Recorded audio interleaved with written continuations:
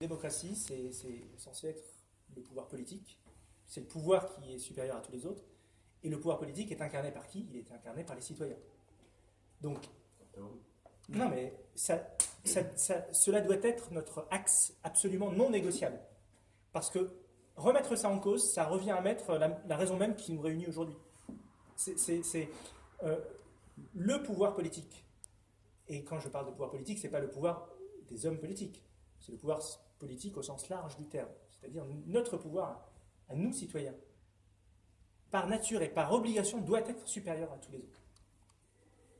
Même si nous faisons fausse route, si nous décidons de nous planter collectivement, eh bien on se plantera collectivement. Voilà. C'est au nom de quoi un esprit plus éclairé que les autres viendrait nous dire, la populace s'est trompée, vous faites fausse route, faites-moi confiance, moi je sais où on va. Non.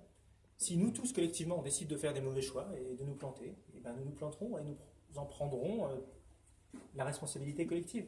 Qu'est-ce que je veux dire par là?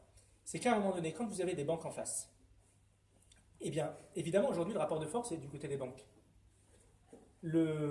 Quand l'État français emprunte entre 400 et 600 millions d'euros tous les jours pour financer son train de vie, on imagine bien que demain, si je vous prends là, et je vous mets président de la République, demain,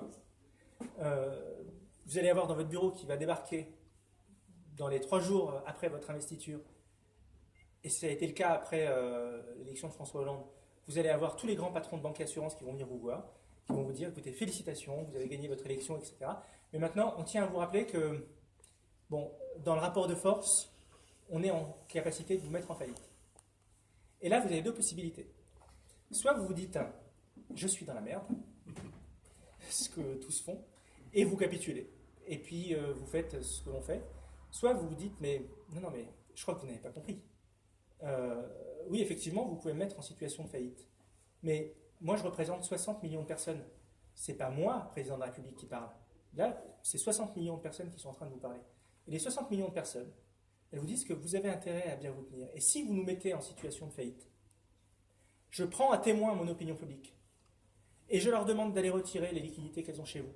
Et c'est moi qui vous mets en faillite. Et je vous mets en faillite, et vous savez quoi? Je vous rachète. Pour un euro symbolique. Mais ce que je suis en train de vous dire, c'est comme la dissuasion nucléaire. On ne doit pas appuyer sur le bouton. On ne doit pas appuyer sur le bouton. Mais à un moment donné, le rapport de force, il doit être mis en place. Et évidemment, nous avons besoin, y compris l'État, de s'endetter. Et on ne va pas se mettre hors marché, ça n'aurait pas de sens. Même si on doit évidemment beaucoup mieux gérer l'État pour être beaucoup moins dépendant des banques, parce qu'il y en va de notre souveraineté. Évidemment. Mais à un moment donné, il faut être capable d'aller voir tous ces... Et l'avantage, c'est que vous avez assez peu d'interlocuteurs à convaincre. Ils sont une demi-douzaine. Et si vous leur dites, vous ne le faites pas. Vous leur dites que vous êtes prêt à mettre l'opinion publique à témoin. Parce que vous représentez des citoyens.